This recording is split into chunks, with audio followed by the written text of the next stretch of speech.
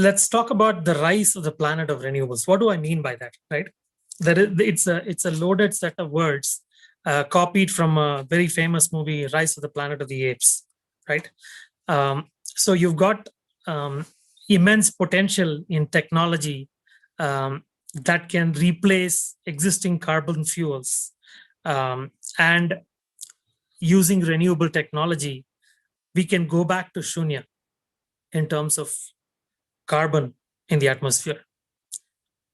Carbon, we're going to first talk about a few things.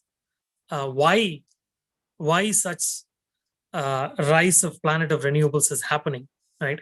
And how is it happening? What does the future entail for all of us in this renewable journey? And then I will open up for questions from the audience, right? So let's talk about the why aspect. We'll jump straight into some technical aspects of why such a rise is happening. What are some of the issues? What does nature give to us to begin with, and how we have modified some of the inputs given to us by nature? And that's why we are in this problem. So if you look at the Earth atmosphere energy balance, right? So it's a very, very fine balance, as you can see on the left side, with a bunch of stones and sticks, which can be easily disturbed. Although it feels such a humongous thing, it has been disturbed. And you're going to see what has happened. If you look at the absorption of the infrared radiation trying to escape from the Earth back to space, you have input energy coming in from space. Let's say that's at 100. 19% of that is absorbed by the atmosphere, 4% by the clouds, and 47 coming in to be absorbed by the ground, right? At the ground level, you also have the Earth radiating higher amount of heat compared to what's coming into the Earth by the sun, and that's what maintains the Earth at a temperature higher than what, let's say, the moon is maintained at 0 degrees F, right? Whereas you're at 15 degrees C because of what is known as the greenhouse effect. So if you notice the balance at each level, you've got, let's take a look at first at the outside part of the atmosphere. There is 100 coming in, right? And what is going out is 23 reflected by clouds, 7 reflected by the surface, 49 reflected by the atmosphere, 9 reflected by clouds, and about there are two things that we say here reflected by the clouds. One is the shortwave radiation from the sun itself, and the other one is the long wave radiation from the Earth itself, right? So you've got that balance of 100 in and out very clearly maintained on the outer surface of the atmosphere. At the atmosphere itself, you have a similar balance. Absorbed by the atmosphere is 104, and you've got another 19 coming in from the sun to be absorbed by the atmosphere. So that's a total input of 123. And now, if you look at latent heat input, because of water vapor changing to liquid, there is a latent heat coming in. That is another 24. And then there's something called sensible heat. Basically, that's the air currents that are going up. That's another 5. So you've got a significant amount that is higher than what is input from the energy from the sun at the atmosphere level. And that is balanced out by emitting back to Earth 98, back outside atmosphere 49, clouds 9, etc. So it'll balance out exactly to the same total at the atmosphere level. Similarly, at the Earth level, it is same. You've got 116 emitted by surface of the Earth, balanced out by the heat coming in, etc. So now what has happened is we have somehow disturbed that balance. And why is that balance disturbed? We'll get to see that now. So if you look at it, this is what we see is the global mean radiative forcings. That's basically the measure of all sort of carbon-related contaminants in the atmosphere, which have caused such an increase or a disturbance in that balance. So the biggest portion of that is CO2, which is very high. If you see, natural solar irradiance has not varied that much. It's in the medium level. CO2 has really increased significantly. This is over the time frame released by what is known as the Intergovernmental Panel of Climate Change, IPCC. We will repeat IPCC over the course of this presentation, and you'll hear what IPCC is trying to do, driving a lot of changes, which is leading to the rise of renewables. So the three major culprits here are CO2, CH4, and of course nitrous oxide. Right? CH4 is methane. And we will go into each one of them and look at the cycle of both. And you can see some of the direct relationship to what climate change is to some of these increases. So if you look at the Keeling curve, which is known as the CO2 Keeling curve for both CO2 and CH4, which is what is depicted here, you have a cyclical yearly pattern and an overall increase every year, which has been significant. The cyclical pattern, for CO2, for example, you have a peak somewhere between April, May, which leads to increased temperatures in the atmosphere, leading to, let's say you saw 2 days ago, the hottest April 1st in Chennai, right? And that's because of CO2 in the atmosphere. Right? Similar to that, you have methane, which has its own Keeling curve. Now let's look at the carbon cycle for CO2. So what's happening is what is known as a fast carbon cycle, showing the movement of carbon between land, atmosphere, and the oceans. Right. So you've got this is again is a very, very finite balance. You've got plant respiration, you've got photosynthesis, which is converting that carbon, and then eventually it goes to the soil carbon. You got a net terrestrial uptake of 3. These numbers are in gigatons per year. So every year there has been a significant increase. So the yellow numbers are what's naturally occurring. The red numbers are due to man-made interventions. Here you can see 9 gigatons of CO2 increase because of fossil fuels, cements, and land use change. So we will talk about each one of these, don't worry. Then you got another 2% here. Overall atmospheric carbon net increase is about 4, which is significant. And that's what's driving some of the look back at, hey, what have we done to the environment? Are we even capable of doing such massive changes to the environment? And again, that's affecting us in a big way, right? So if you look at pre-industrialization levels to current 2020, you have seen almost 52% increase in CO2 in the atmosphere. That's humongous, right? And that's causing an increase in the acidity of the ocean surface by almost 30% due to dissolved carbon dioxide, which forms carbonic acid, and other compounds which are fundamentally altering the marine chemistry. So these are significant changes. That's basically on one side, that's the carbon side. Now let's look at the methane cycle, which is very, very similar. You've got existing, methane cycles primarily because of wetlands, sink from chemical reactions in the atmosphere down to the soil and the ocean.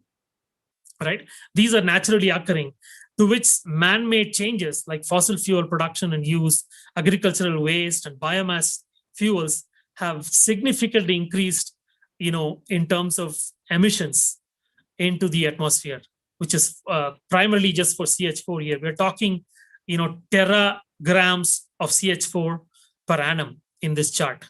So the balance is now that we are emitting a lot more than what is sinking back into the atmosphere, down to the land, and and down to the ocean. So these are significant changes that are man-made, and that keeps us back into focus. Hey, what can we do about it, right? So now people are talking about global warming, but that's actually the symptom of all of this changes: the CH4, the CO2, the nitrous oxide, etc. And you can see actual shrinking of glaciers happening. Right, this is a picture of series of pictures from 1938 till 2006 of the Grinnell Glacier, and you can see significant shrinkage and increase in sea levels. Right, you can see a significant increase in sea levels happening here, and hence the average temperature keeps on going up. We're already 0.5 degrees above what is considered as a normal. The target limit is 1.5 degrees, and we're not that far away, right? Now, going back to, hey, what is the root cause, right? How is this being happening? I mentioned IPCC before, the Intergovernmental Panel for Climate Change. They recently, in January of 2021, released this breakdown of global greenhouse gas emissions sector-wise. Electricity production is basically causing 25% of the greenhouse gas emissions. So a big portion of that is 11% is in industry, and 12% of the electricity is used in buildings, right? And other 2% is elsewhere. Now, food and agriculture. Why is food and agriculture producing so much greenhouse gases, right? You've got 5% from methane, 9% from deforestation. So land abuse is a big portion. If you're converting forest lands into grazing lands or agricultural lands, that is also a big portion of greenhouse gas production, right? And the methane is also coming from all these cows and farm animals grazing, and they are grown for a purpose, either for milk production or for slaughter, right? So these are huge changes that are happening, right? And then industrial use, industrial waste giving out greenhouse gases, that is 21%. In industries, most industries don't, the actual revealing of data is very difficult to get. I'm surprised IPCC has given out such an open survey. Most data is being studied, how this is being generated and what can be done from an efficiency standpoint to minimize what we pollute to the atmosphere, right?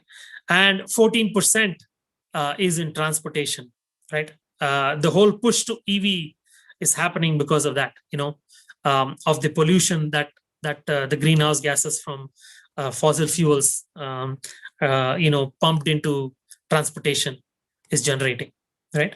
And then 6% from buildings and 10% from other, fugitives or flaring and other energy sources that produce greenhouse gases. So we'll come back to this chart. Let's go little deeper. We talked about land use, right? So if you look at global land use from 1780 to the 2000s, you can see a significant percentage increase. We had used less than 10% total land use, right? Because it was mostly forests in 1780. Now, if you look at 2010s, 30+% are being used. 20 of them, almost 70% of them are for pastures, and 30% is in croplands. So that's significant, right? This is roughly how the global agricultural land looks like, color-coded between pastures, and green is more on the crop side and pastures are more on the orange color. You can see significant pasture lands growing, right, all over the world. That's primarily meat consumption and milk. So the other thing that we will talk about is pollution in terms of oceanic pollution, in terms of plastic into the ocean, right? So if you look at the amount of plastic production, 270 million tons a year are being produced. Guess how much of that is being wasted? Actually, more than what you're producing, 275 million tons per year, because you're wasting something from the previous year as well, right? So that is in itself is a huge red flag. Out of which you see some recycling is trying to happen. If you take a look at a coastal region and 50 kilometers around in and around it, the plastic waste there is almost 99.5 million, which is 1/3 of the global plastic waste.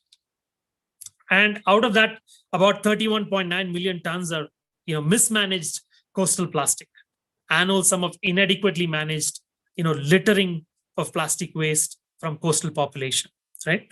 Then in the end, plastic inputs to the ocean comes to roughly around 8 million tons per year. So that is from the land itself.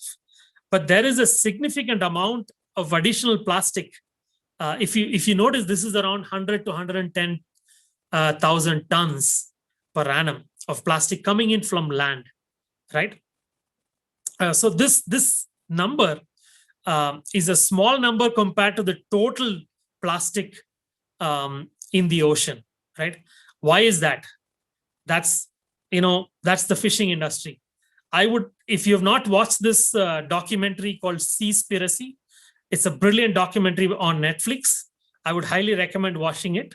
It gives you a really eye opener in terms of what is the biggest plastic pollution in the ocean. Actually, it is the dumping of the fishing gear. It is the industrialized fishing that's the true evil here, not the traditional harvesters taking what they need for their family, right?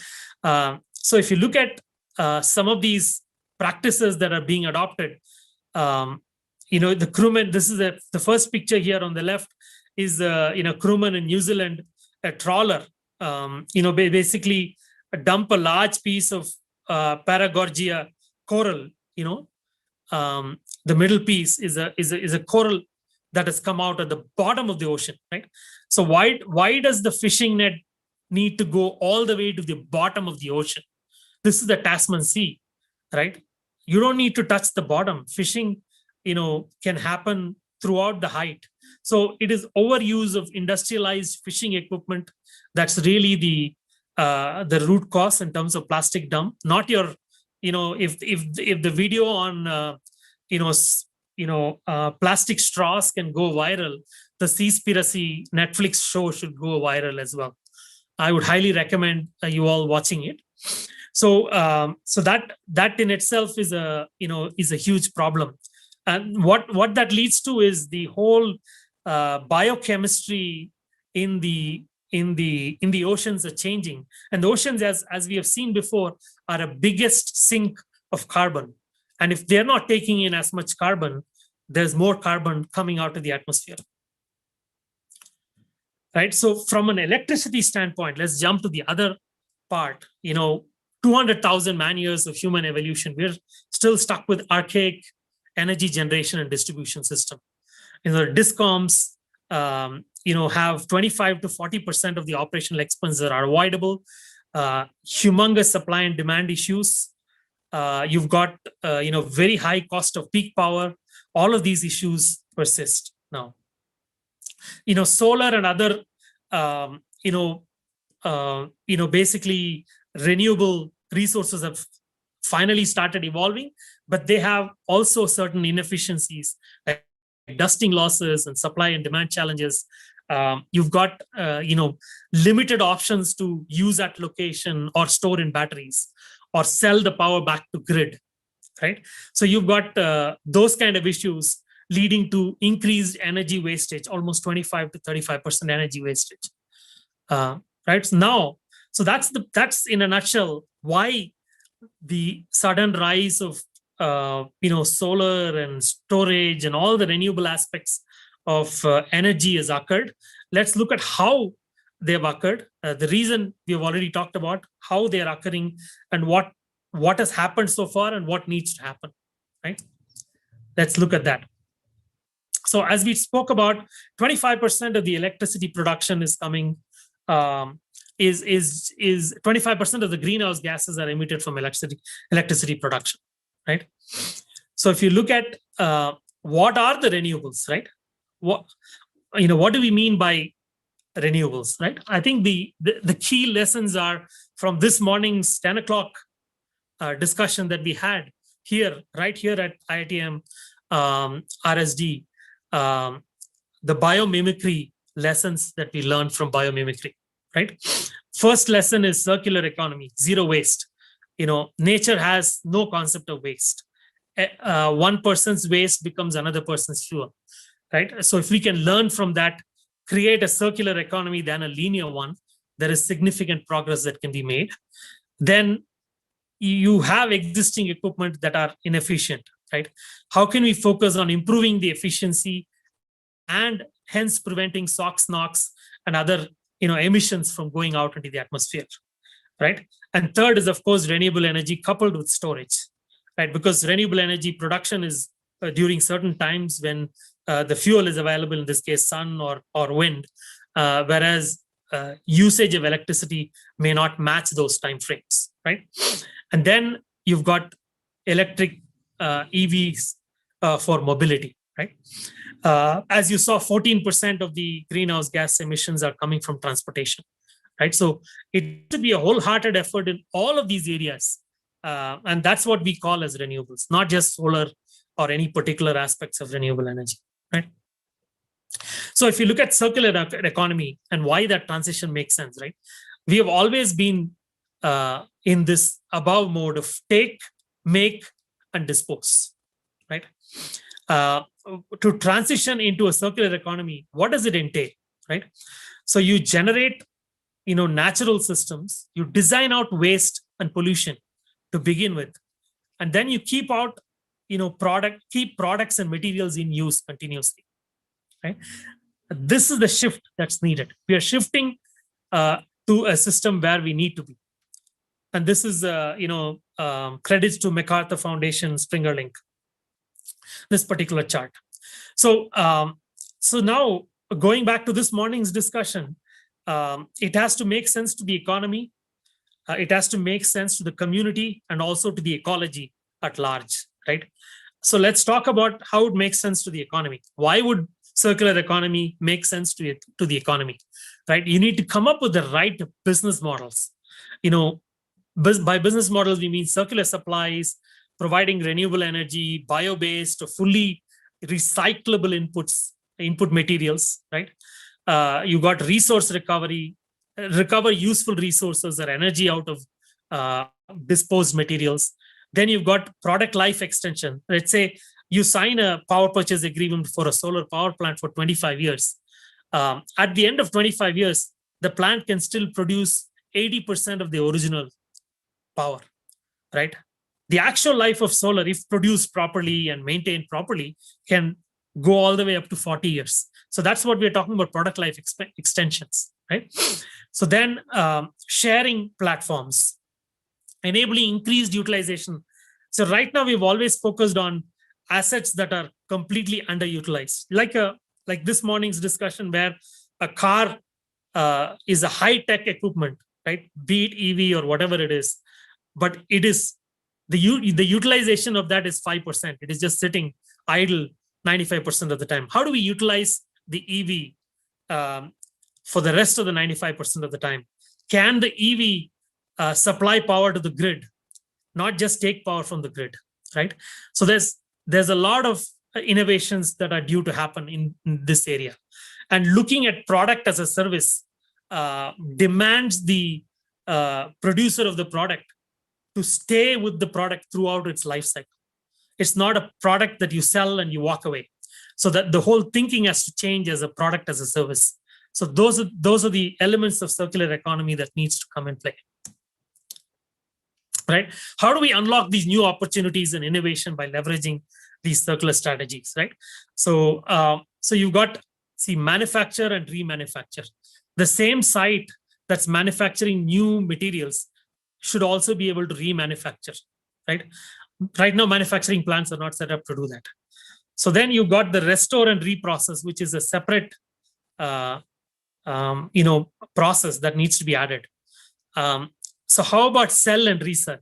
Let's say the EV batteries that are being sold once can be bought back and resold with a newer label, with a lower sort of capacity for different applications, not just necessarily for EV. It could be used for a home storage capacity, right, etc. Use and share. So repair, that whole concept of repair is gone. Even when we had, I don't know if the young kids will remember, even when we had plastic buckets that came into existence early on, right? There used to be a guy who will come in and fix holes in the plastic bucket, right? So that the plastic bucket can be reused. That concept is gone away now, right? Nobody is reusing anything. It's just use and throw. So that recovery and reuse is so critical to the sustenance of the environment. See, the biggest message here is the environment will be here whether the humans are here or not, right? It's more about the survival of the humans rather than the survival of the environment, right? Environment will be around with or without you, right? So again, linear versus circular economy, we're talking about systemic thinking, designing out wastes, energy from renewables, building resilience through diversity. A single product will have multiple applications, and then you've got waste is not waste. Waste is food for something else, right? So that's the whole idea.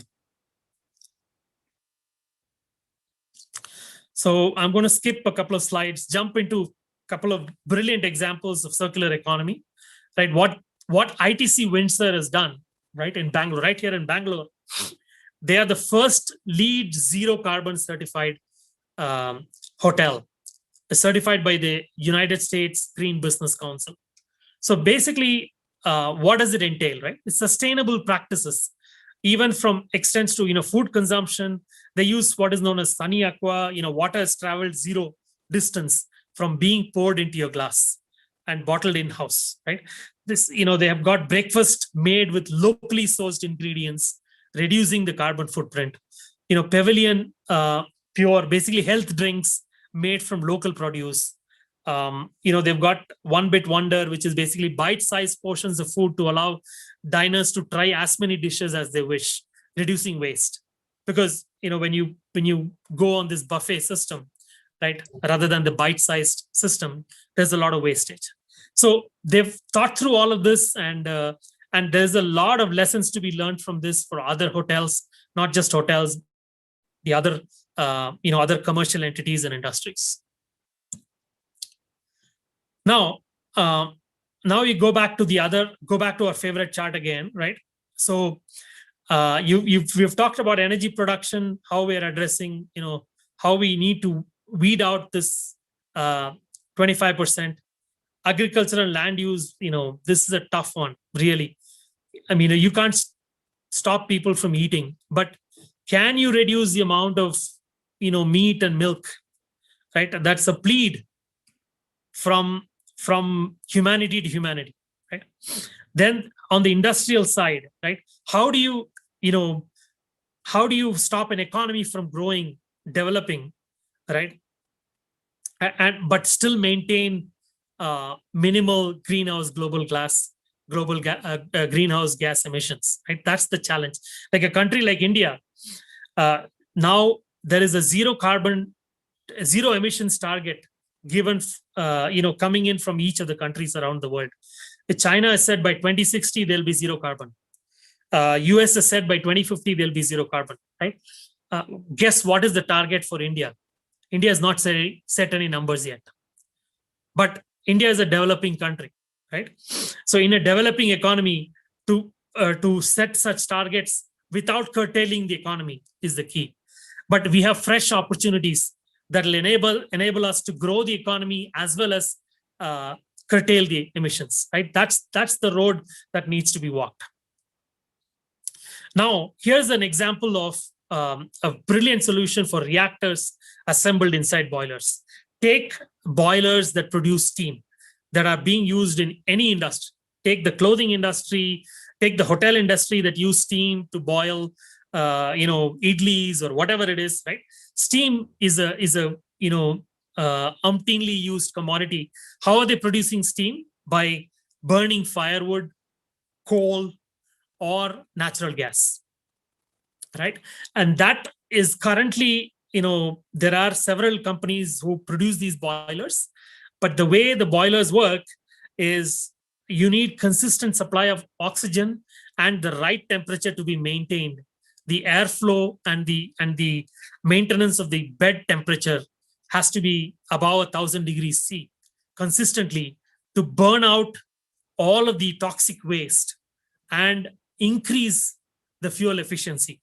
That way, you can burn even your municipal solid waste, right? Here's a technology that exists by modifying the existing reactors. So instead of buying new reactors, there's a company based out of Chennai that we are partnering with, has built this inbuilt gasification technology that reduces SOx, NOx down to zero, allows municipal solid waste to be processed, and improves the combustion efficiency, steam to fuel ratio by 30%.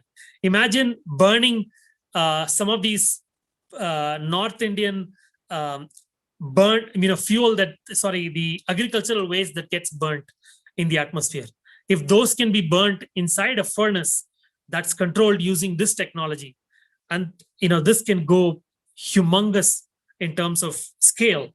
So that's very, very encouraging to see such technologies being developed, right? So coming to the solar side, right? Clearly, there's a humongous, significant growth in the amount of deployment of both solar and storage, right? You can see, almost 700 gigawatts of solar have been deployed worldwide as of 2019. 2020, that number increased, but not significantly thanks to COVID. But the utility scale projects have still gone on. And 2021, it's a forecast. We'll come to the forecast portion later, right? And solar, why solar with storage makes sense is because of something called as the duck curve, right? We'll talk about it. As we talked about, significant losses exist in solar. Dusting losses, supply demand losses, and also ability to use at site, right? So there's something called the duck curve, which is very, very interesting. As you increase the amount of solar production in the grid, this is basically a chart of megawatts of instantaneous power with time, right, on an average day. So you can see that there is this phenomenon of, this was 2012, 2013, there is a significant dip in megawatts usage because solar has picked up that load.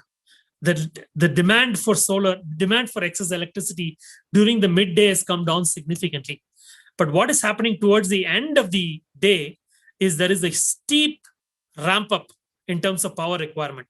As solar ramps down and people come back home, turn on whatever it is, the air conditioners, whatever it is that they need, use of electricity ramp up significantly, right? So this leads to increased peaker power plant turning on. And that's why solar coupled with storage makes sense, because you're storing that excess. You can go back to the 2012 levels and keep storage. Even this post sunset power can be managed completely by storage, right? And storage costs are coming down as well, right? So let's talk a little bit about module soiling. Like this morning's talk about biomimicry, right? If the modules were self-cleaning, we wouldn't have this problem. And it's not a very difficult technology to mimic. Self-cleaning panels are now slowly starting to emerge, but 700 gigawatts of solar has already been deployed using the older technology, right? Leading to manual cleaning of panels, which are so inefficient, people labor intensive. Some robotic versions of that have evolved. Ecopia and a few others have developed some technology in the robotic side, but they're still, in terms of energy improvement, 2 to 3% improvement is what they can see so far. Right, leaving room to another 7 to 15% improvement that are possible. Right, both rooftop and ground mount solar, right? Now let's talk about EV as well, right? EV has seen a significant growth. Is it the right time to grow EV?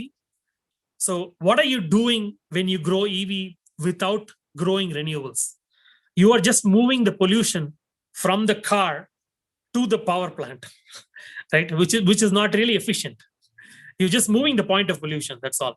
So, but it's still important to achieve the cost scale for EVs. So it's good to grow EVs, but whoever has installed EV also needs to consider looking at solar and storage in their own premises, so that the electricity used to charge the EV can be from renewable resources, right? But this is encouraging that the storage, growth is significant. The EV growth is significant, right? So now let's look at a little bit about the future, right?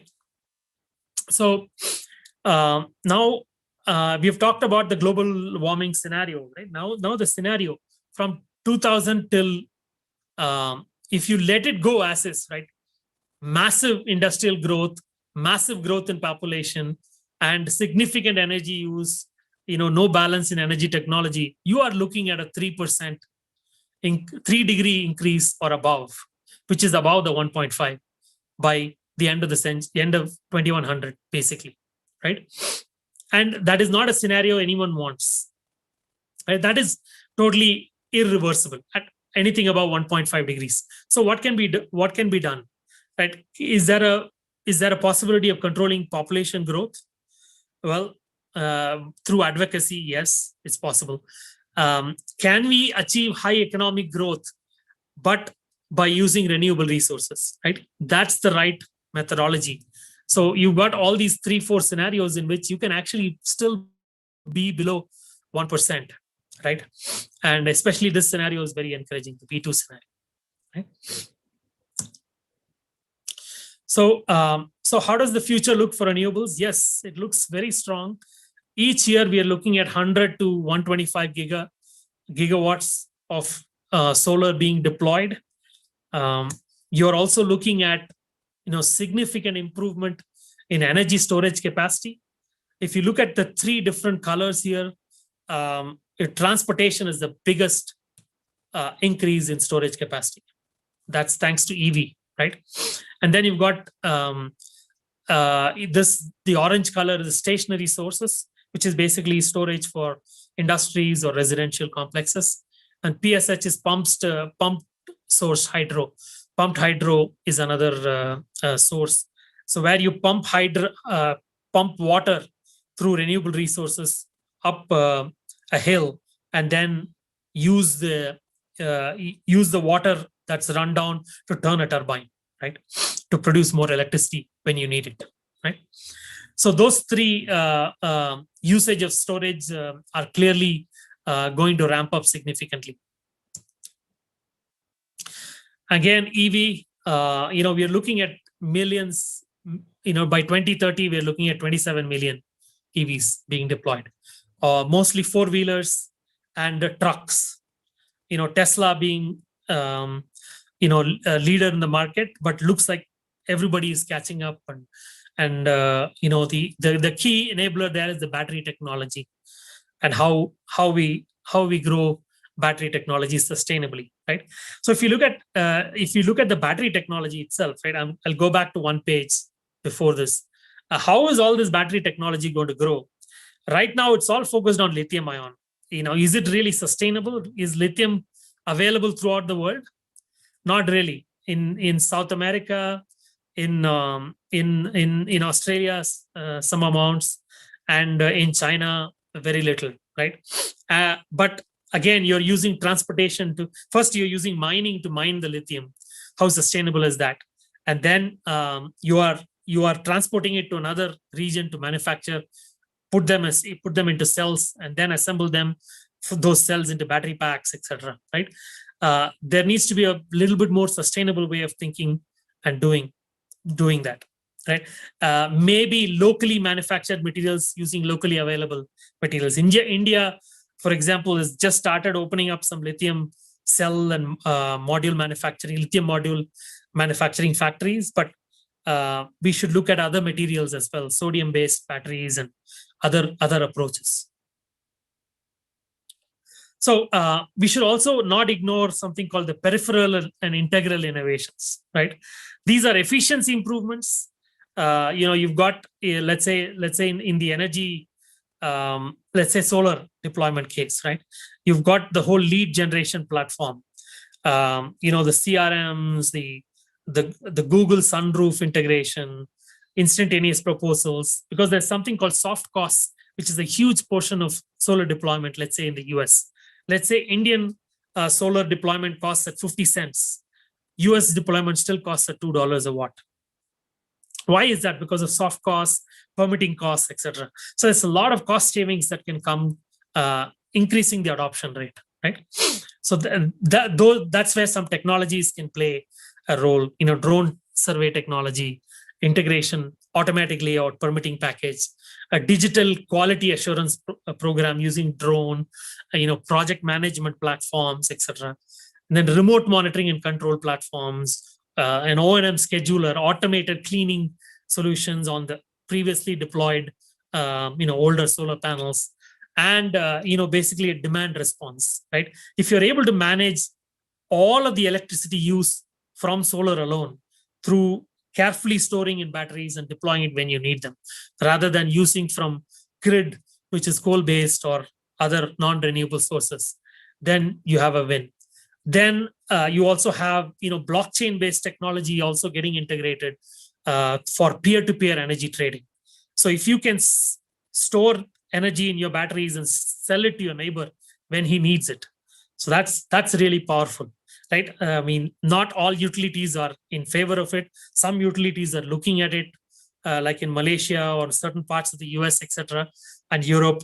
But it's an evolving technology, blockchain, as you know. Right, so we've got some of our own products, in terms of cleaning optimization, remote monitoring, and AI-based solutions that contribute to more deployments of solar. Some very, very interesting technology deployments coming our way. Basically you've got renewable energy credits, which can be traded from one company or one individual to another individual or another company. And that can be enabled using AI and blockchain, using IoT-enabled smart meters and peer-to-peer energy trading, right? Then you've got chiller as a service. Most hotels have chillers on their rooftop to produce chilled water, right? The chiller, what happens is the installer comes and installs it and runs away, very poorly maintained. It's a hassle for the end user. There is technology now available using IoT and distributed ledger, where you can set up a tripartite agreement.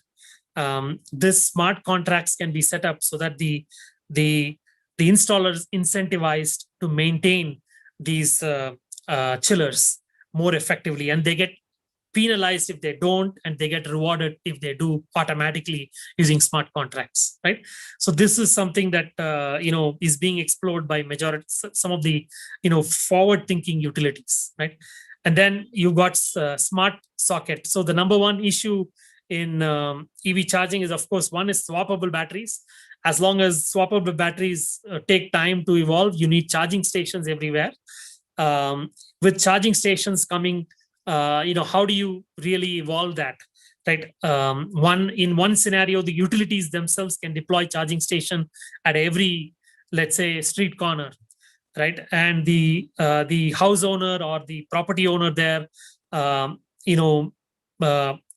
the electricity is connected to the property owner, and when the EV comes into charge, they open a mobile app. They say, "Hey, I need to charge Malaysian ringgits of 2,000 Malaysian ringgits of energy into my batteries," and the deduction from the bill for the landowner occurs automatically.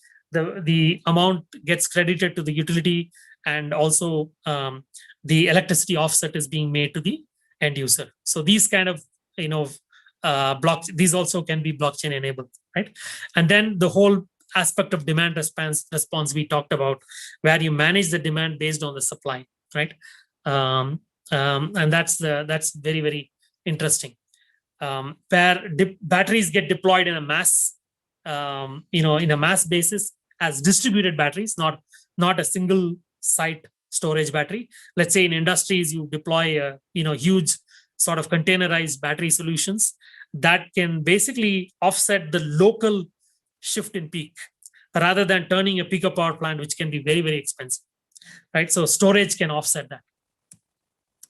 So that's roughly what I had in terms of talk, in terms of the presentation. I'm really open to questions, more here to listen what kind of questions you have in terms of the rise of the planet of renewables. Right, the message is really clear. You look at this ape, it is really looking at you. Do you really want to be the one killing the environment, or building a sustainable environment that belongs to all life? Thank you. Thank you, sir, for that insightful and beautifully crafted speech.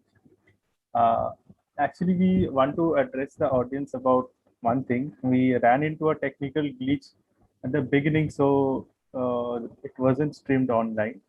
I see. Yeah, I want to introduce sir once again. It gives me immense pleasure and honor to introduce sir, Mr. Mukundan Narasimhan. He is presently the Managing Director and CEO of Play Solar. He has done his BTech in Civil Engineering from IIT Madras, MS in Mechanical Engineering from Auburn University, and MBA from Santa Clara University. He formerly has been the General Manager of Strategic Technology Division of Tata Solar Power. Sir has over 19 years of leadership experience in product management, product development, sales, marketing, and technology development.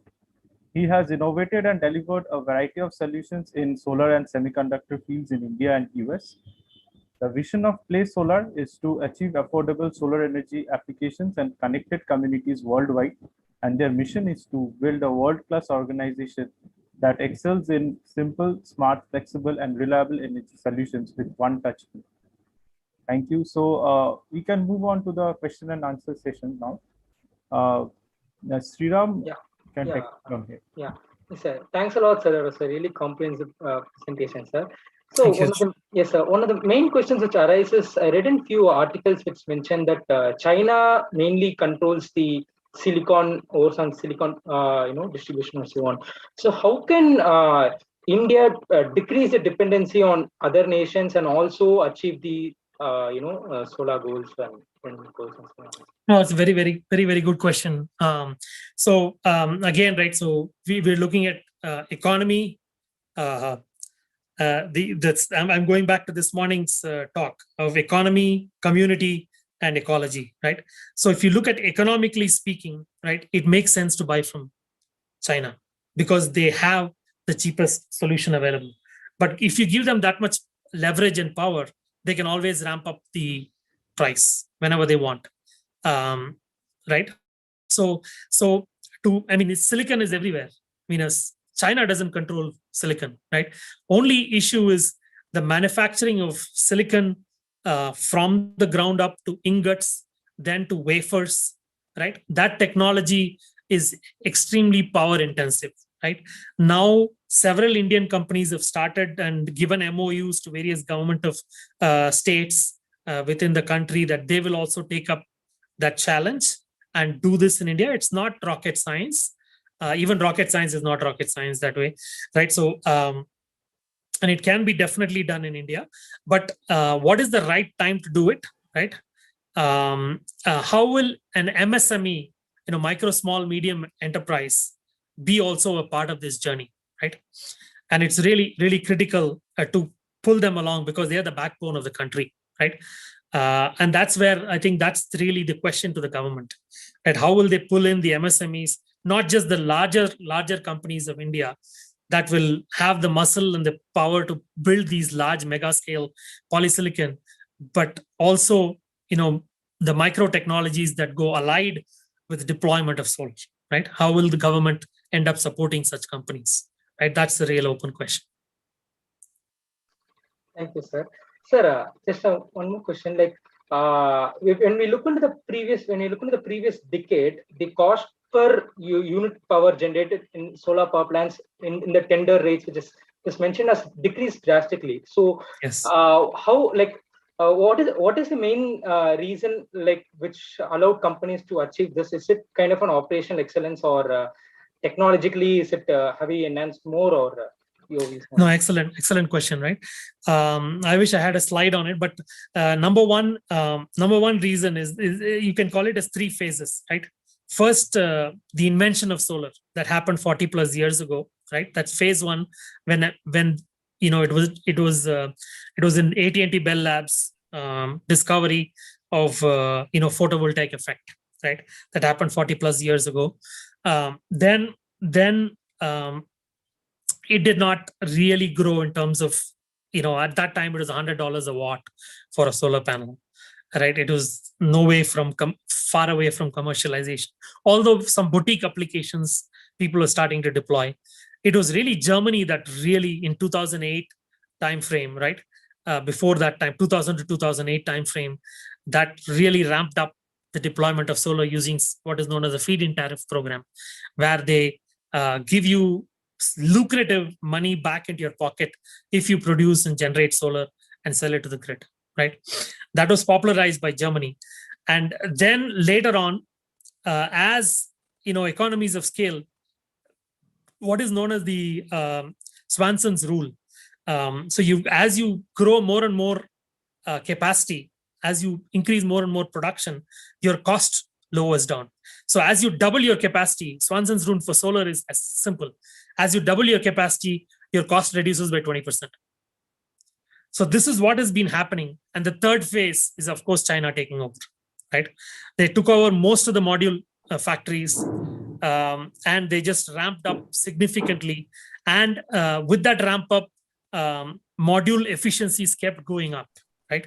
Polysilicon predominantly dominated panels. Now it's all monosilicon, right? Efficiency is improved.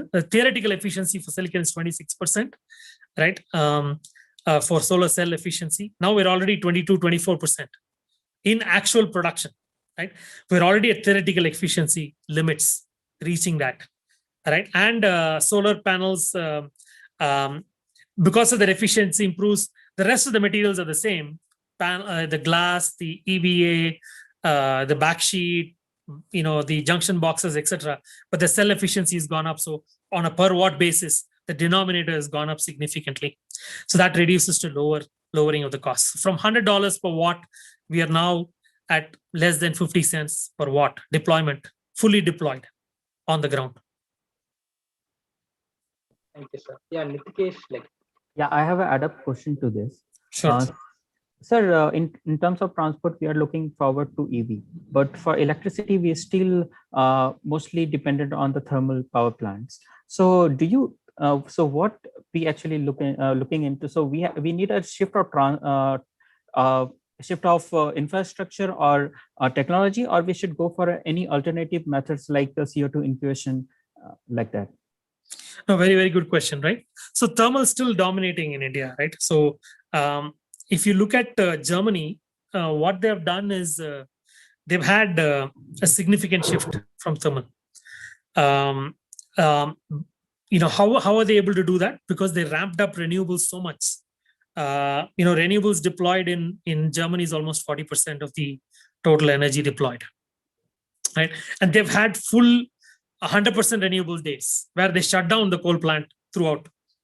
They don't need it. So is it possible to do that? Yes. The real question is yes. Can we have 100% renewable energy? Yes, with appropriate storage capacity, right? And that is still there. Then carbon sequestering, that is definitely something to consider. It's an all-out effort, right? We talked about efficiency part, right? The efficiency part is, how do you not emit so much carbon? And if you emit that much, how do you reuse that carbon and put it back to the ground or to the sinks, natural sinks? And sir, how to handle the electric waste? Like EV is creating a lot of battery wastes also. So that is also polluting our water resources. So how to come up with that? Correct. Yes, that is the classic linear economy thinking versus the circular economy, right? We already talked about that, right? So once, one person's waste is another person's food. So if you look at it, EVs, EVs, the primary wastage is again the batteries, right? Batteries are recyclable, right? They go through certain cycles. The cycles, let's say, 500 to 1,000 cycles, 5,000 cycles. But there are now, lithium ion, but with a different chemistry that are, 40,000, 45,000. Supercapacitors are here at 50,000 cycles, right? So you first increase the extension of the life, right? All things that we talked about in the circular economy piece. Increase the extension of the life. And then at the end of life, how do you even recycle it, right? In the case of solar, majority of it is silicon, of course, but you have really good silver, copper. Those are all extractable from the waste, right? At the end use. And there is an organization in the Europe called PV Cycle, which is pioneering on recycling of solar assets. Rather than, there's no throwaway. Literally, you're going to continually utilize the materials, right? Reuse of the materials, and that's the only way to be. Until humans came on board, the concept of waste didn't exist, right? We are the ones creating waste. Hi, sir. This is Rohit here. I had a joint question in the sense like there are a couple of parts to this thing. The first thing is, so when you say renewables and we call it sustainability, circular economy, a lot of emphasis is currently being given to measuring it in terms of like carbon credits or the amount of greenhouse gases being reduced and stuff. And there's an incentive as well in terms of carbon credit markets. Right? So do you see this as a renewable energy thing? Do you see that it is synonymous with carbon credits, or is it something that both of them go together, or do you see this thing as two separate things? That is one thing. The second question was, circular economy is a lot more than just renewables. It is about reusing, let's say, industrial waste from one company to another company. So in the bigger picture of sustainability and reductions, how big a part do you think the renewables are playing versus the industrial wastages and symbiosis that is coming into picture? Very good. I think the first question, let me take that first question to begin with, right? Why measure, right? If you don't know where you are, a map cannot help you, right? It's as simple as that. If you're going somewhere, you need to know where you are, right? And that's why the metrics are critical, right? That's why you need to put all the metrics in place. With the metrics in place, it's not synonymous compared to ramping up renewables, right? So you got to do both. Metrics gives you the checkpoints, but as let's say utilities supposed to use 30% of their entire from renewables. Where are they at currently, right? That gives them a way to ramp up. Let's say they're at 10%. Okay, I need to add 20% more. At least you see NTPC is doing significant amount of solar deployments. It's Coal India is doing so much solar, right? Why do you think all that is happening? The metrics are so critical, right? So what was your second question? So my second question was essentially in the bigger picture of having a sustainable environment and renewables being one part of this thing, like one path towards sustainability and a much efficient life on Earth. There are other things about reusability, recyclability, which is separate from renewables. So if everything is taken into account and we are measuring the impact for different verticals that are happening towards sustainability, how big a part do you see the renewables space to be making vis-a-vis the others? Yeah, that's a fair input, right? So let's look at it. I mean, we need to go all out, right? Right now, we are at the verge of ruining ourselves and taking a whole bunch of animals with us. The environment will still be around. There's nothing that's going to happen to it, right? So with that said, what do we need to do, right? I'm not worried about whether renewables is 20% of the problem or 50% of it is a part of the problem. First, stop the abuse, reduce, reuse, recycle, then you look at renewables. All three are critical, right? I hope that answers the question. Yes, sir, I do. So final question from my side was, sir, there has been controversy saying that, renewables, the output of it might be clean energy, but the components and the production that goes into creating these solar panels and everything, that is pretty harmful to the environment in the first place. So how do you negate that opinion or myth about that thing? No, good point, right? So let's look at that, right? So just like if you take first of all the energy input that is needed to make a solar panel, let's take that, right? It takes significant energy to produce solar panel because you're looking at thousands of degrees C, heating, etc., right? But that energy can be produced by that same solar panel within the first year and a half, and the panel has 25-year life, right? So that's the energy side of things. From waste in terms of materials being used, you got silicon, phosphorus, boron, doping, etc., and those are all recyclable materials. You're going to continuously use it during the production, right? And of course, water, which is the most critical and least attention paid item, right? And the water that you're drinking today has been here in the world for billions of years, right? And it keeps doing its water cycle, right? And how do we manage the water? That's a whole different ballgame, right? There is a whole lot of things that can be done. There's a few companies, Fluxion and a few others, that are focusing primarily on water, management and areas of that, and that's the notion in itself. So that unless somebody else has any question, my last question to you would have been like, what is one thing you would ask any household or any individual to do on his part for sustainability or a renewables thing, like one small thing you can implement in the daily life, which would have a bigger impact if it is used as a habit? Sure. I mean, I think as I would go back to this morning's discussion again, what would nature do? Ask that question again, right? What would nature do? If you have that problem, if nature had that problem, what would it do? And ask that question more often than not, right? Then secondly, look at, growing some plants and trees nearby, implement rainwater harvesting. These are all simple things to do if you've not done already, right? Look at implementing solar, right?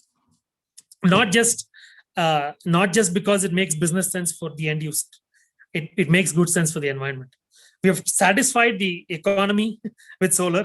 We have satisfied the end user, and we have satisfied the ecology. And that's why solar makes sense. Thank you, sir, for that. Arnav? Yes. Hi, sir. Yeah, do we have any other questions? Hi, sir. I have a question for you.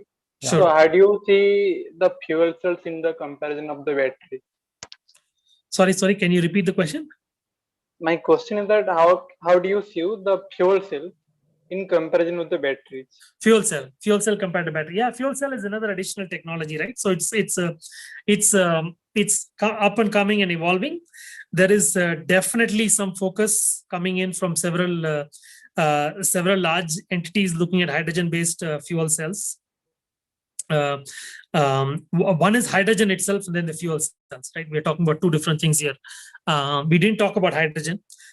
We should also talk about hydrogen and fuel cells. Fuel cells, there's still a few companies that have invested a lot of time. We went 20 years in some cases, but evolving at scale has not happened yet.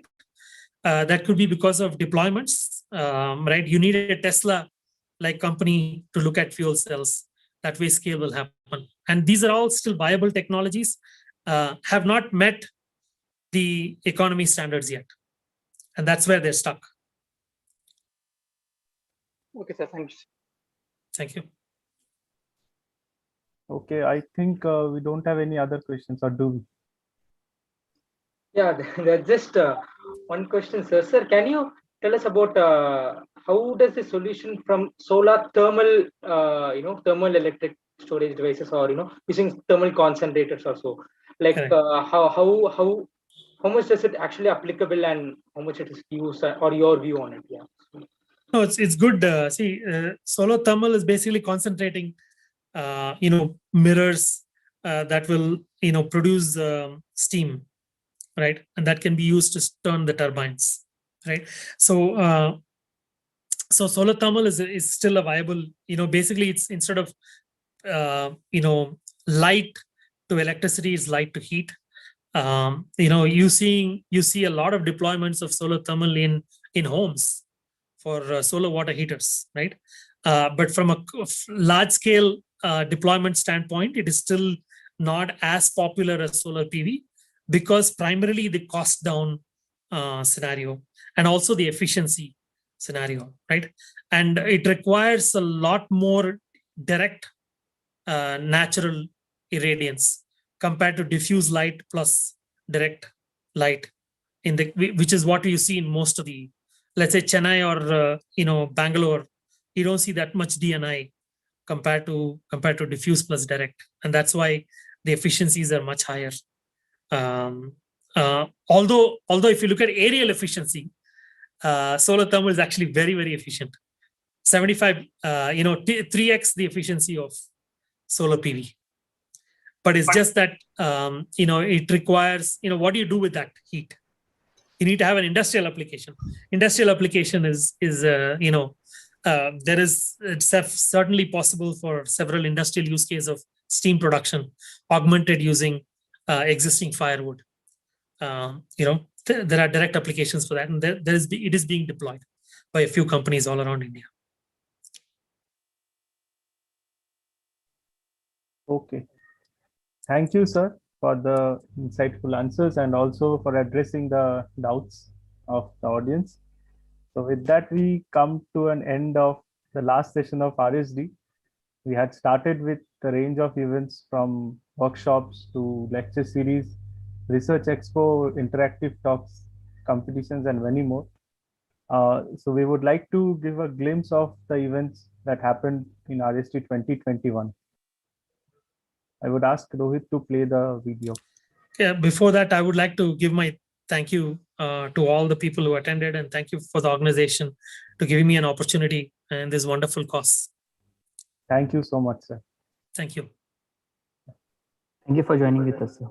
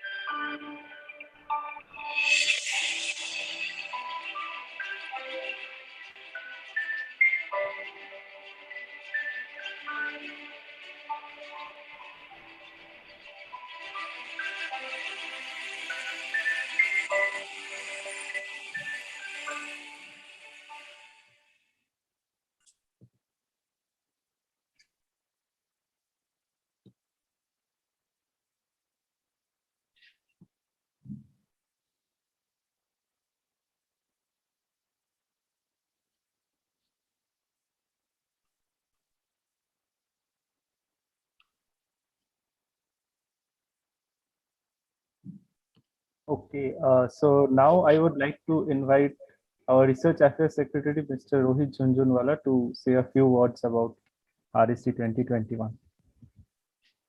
Thank you, Anna. Thank you very much. I think that.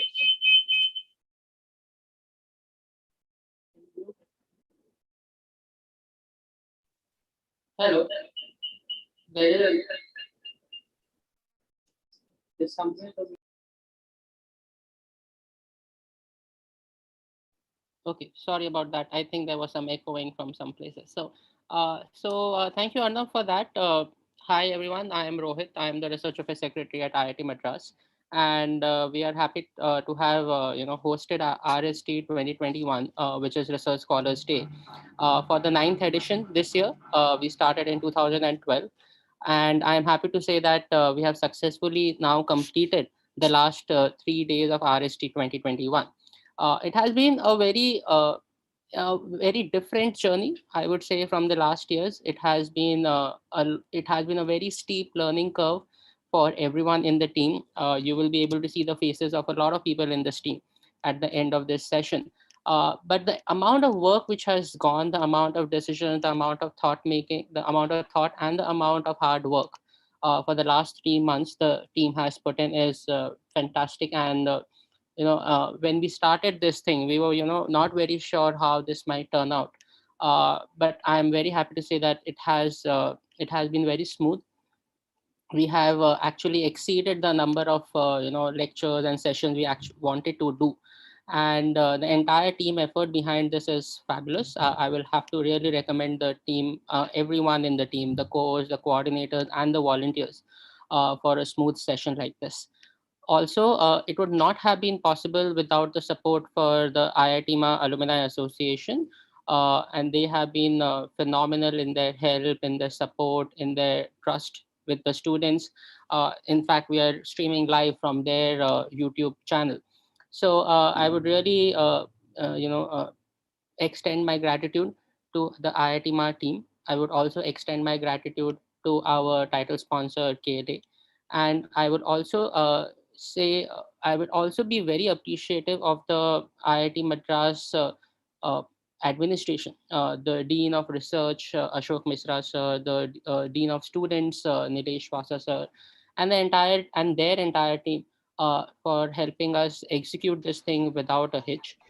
They were supportive all the way along. They helped us with everything that could go wrong and did go wrong, to rectify it, as well as with all the infrastructure support.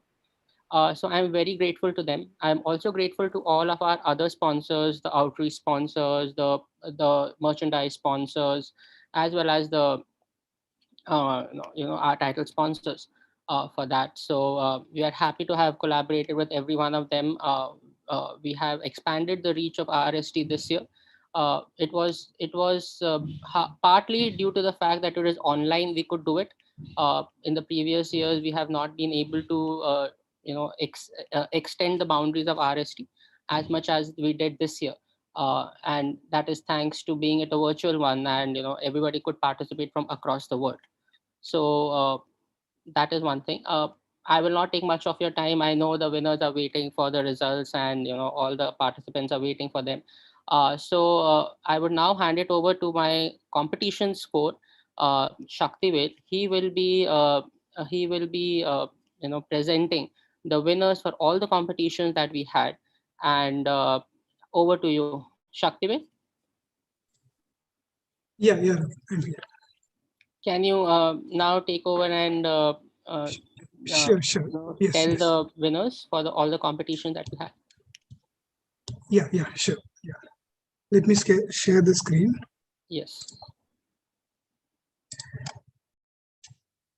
Can somebody make me a co-host or something? Just a minute. Then let me share the screen. Then 1 minute.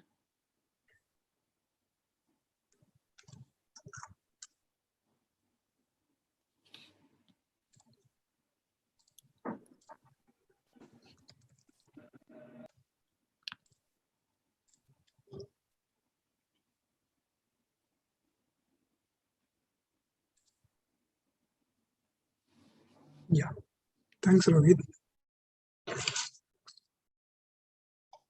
Okay. So yeah, good evening, everyone. So I'm Shaktivel from the organizing team, RSD 2021. So yeah, this time as part of RSD, we had various competitions, like a 5-minute thesis presentation, graphical abstract, science fiction, campus photography, 60-second pitching, biomimicry jam, like that. So and we got the participation from nearly 100 scholars and students from the various institutes around the country. And each of the submission were carefully reviewed and evaluated by the panel of judges based on the selection criteria we framed for each of the competitions. And from the consolidated scores from the each judges, the top 3 positions for each competition has chosen. And yeah, and we are going to reveal it now. Yeah. So the first competition is 24 hours coding hackathon. Mr. Vijay from the Department of Mechanical Engineering, NIT Calicut, takes the winner position. The next, the 5-minute thesis presentation. The first position goes to Swati Lakshmi from the Department of Engineering Design, IIT Madras. The second position goes to Nitila Devi, Department of Civil Engineering, IIT Madras. The third position goes to Kandregala Ganapati Rao, Department of Chemistry, IIT Madras. Congrats to you all. Next one. The next competition winners are for the graphical abstract. The first position goes to Vinay Sipani from the Department of Mathematics, IIT Madras. And the second position goes to Sagarika Iyer, Department of Mechanical Engineering, IIT Madras. The third position goes to Manoj Kumar from the Department of Biotechnology, IIT Madras. Congrats to you all. Next one. Yeah, the winners for the next competition of the 60-second pitching. The first position goes to Chinmaya Naik, Computer Science and Engineering from GH Raisoni College of Engineering. The second position goes to Nihal Konan from M. Vishwaraya Institute of Technology. The third position goes to Ujjwal Bansal, Goa Institute of Management. Congrats you all again. For the competition of science fiction, the first position goes to Hardik Kulkar, Natural Science Department from Indian Institute of Science Education and Research, Bhopal. The second position goes to Shantanu Ashma Gaur, Department of Physics from Dolphin PG College of Biomedical and Natural Sciences. The third position goes to S. Vijay from Mechanical Department, NIT Calicut. Congrats you all. The winners for the biomimicry jam. The first position goes to Team 3, Nidhi Biswas, Kushmehal Gantra, Diptampal. The second position goes to Team 4 of Sainara Jistrain, Trivikram Manath, Crystal Paris. The third position goes to Team 1, Saki Rashid, Rajib Patel, Ananya PK. Congrats you all. So yeah, we would like to thank our juries for helping us in evaluating these submissions for each competitions and selecting the top 3 positions from each competition.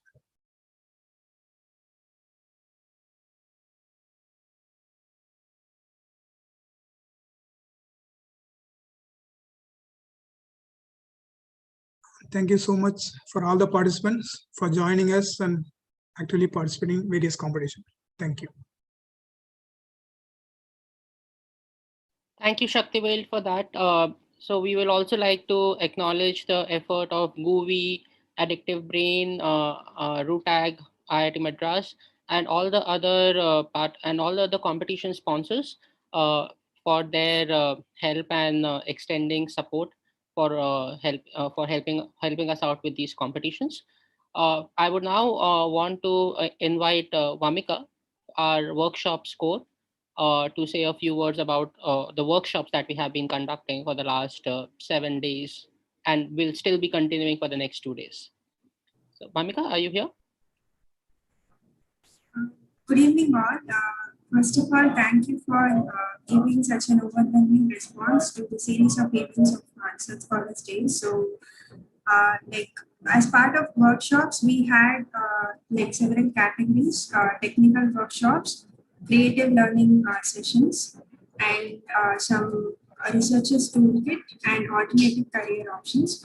So across these four categories, we had around 20 different sessions which were conducted, and we still have 3 more left for tomorrow and day after tomorrow. So we got a very good participation in terms of enrollment. We got at least 500 participants for every single workshop, and during the live sessions, in every session we got 100 to even up to 180 participants in the sessions, which shows your enthusiasm for learning and dedication even in the online environment. And all of the sessions were super interactive, and everyone was able to easily connect with the speakers, the workshop trainers. So it shows the level of expertise in not just in explaining the concepts, but also the rapport which the trainer was able to establish with the students in the 2 or 3 hours duration. So some of them were also hands-on with coding and also some kind of learning which they could carry forward. So we have shared the recordings as well as the material and the resources contributed by all organizations to all the registered participants. And we would like to thank all the workshop trainers and experts as well as the companies which were involved in this, because we have not paid most of them, and they have offered this for free, and we have also not charged anything as part of RST. So it was a super enrichment and knowledge gaining session for all the research scholars. So thank you very much, and please leave your feedback if you have, if you want to have any other topics or how you felt about the attending the workshops with us. So we will work on them. Thank you. Thank you, Vamika, for that. I will now ask my events lectures code. Arnab is here to say a few words about the lecture series that we had, and then we'll move on to the next topics. Thank you, Rohit. First of all, I would like to extend my thanks to all the team members, cores, as well as coordinators and volunteers. Without their help, we wouldn't have been able to pull off such a great event. So initially, we tried to cover different areas of research, right from science to engineering to mathematics and all the domains, economics. So yeah, we had distinguished speakers from all the domains during RST, and we have We had a lot of active participation from the participants. Yeah, so it turned out to be a good one. Thank you, Arnab. So now we will introduce you to all the other team members who worked day and night behind them. And I will ask them to, I will introduce the cores and let the cores introduce their coordinators or their team members. So the other cores of my team would be Tenvarajan sir. He is our sponsorship and marketing team. Sir, are you here? Okay, and Rajan sir is there. Then we have Very good evening, Rohit, and yes, yeah, I'm here. yes, sir. So, sir, do you want to share some words?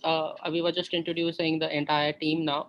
We will go forward for for a picture of the entire team on video in some time.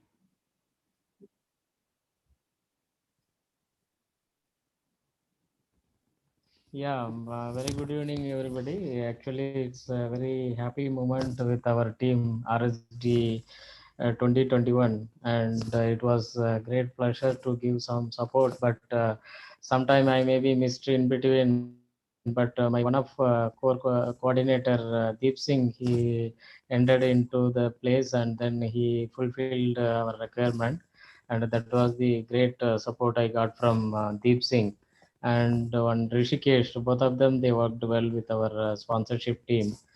Due to this COVID, we were thought initially we may get or we may not get some sponsorship, but we could able to achieve our sponsorship also as required, and their support also we got very well. And thank for them also who were supported for our sponsorship part.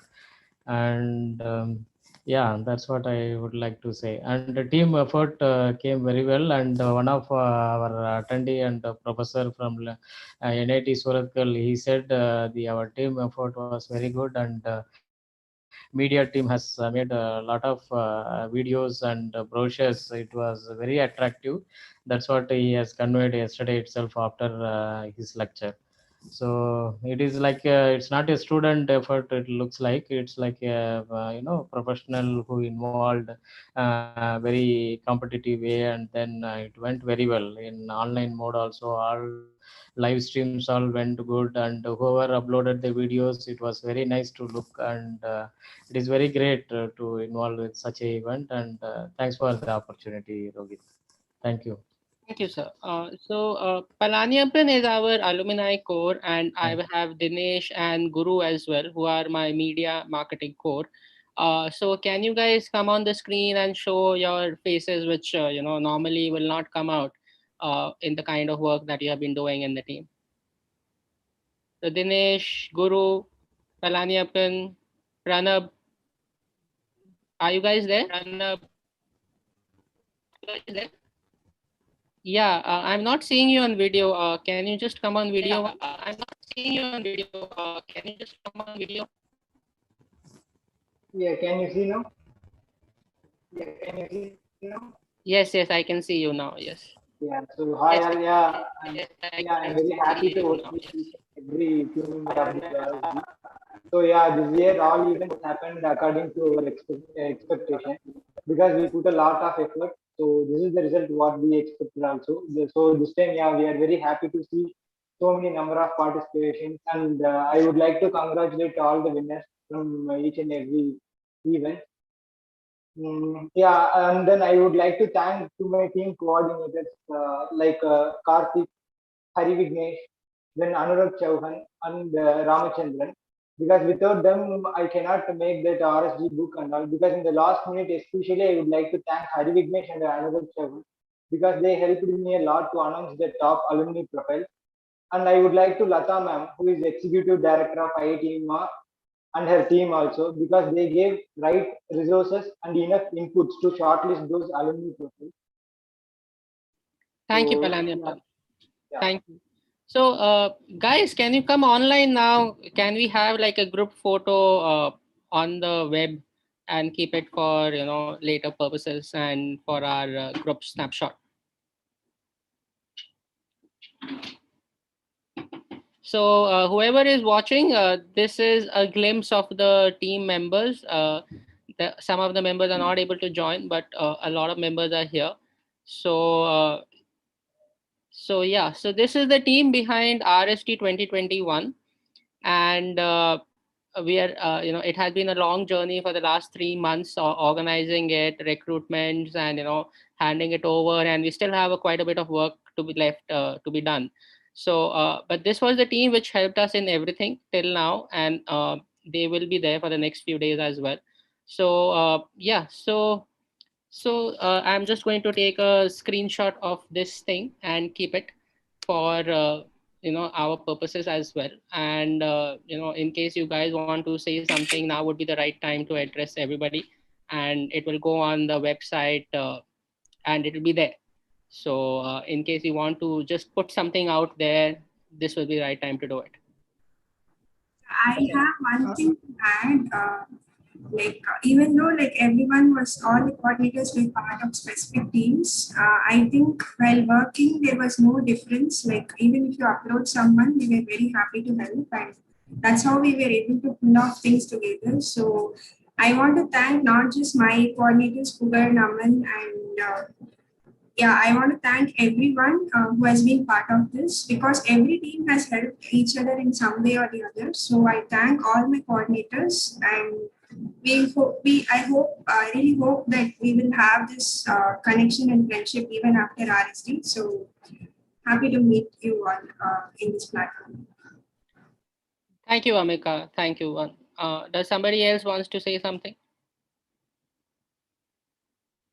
Rohit, Arnav here. Yeah, I have met some very good friends here. Usually, like when I joined IIT, so after 2 months we went to lockdown. So like I could make very few friends out there. During RSC, I could make some really good friends. Yeah, Absolutely, Arnab. I hope this will get carried forward. Yeah. Cool.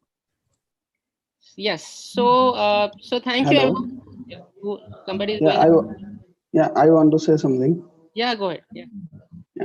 Yeah, I'm Virendra Kumar, and I joined RSD team as a volunteer, and it is very thankful to the Research Secretary of Affairs who has given us such kind of opportunity, because we were totally unaware of such kind of opportunity. So I'm really very thankful to Research Secretary of Affairs Rohit and all the team members. Thank you. Thank you, Virendra. So that's the final goodbye from us, guys, for this year. We will hopefully have RST next year as well. So looking forward to see you guys again, and we will end it up with our video that we have made. And yeah, so whatever language it's there, bye bye, au revoir, sayonara, see you later, whatever you want. Till next time. Thank you, guys. Bye.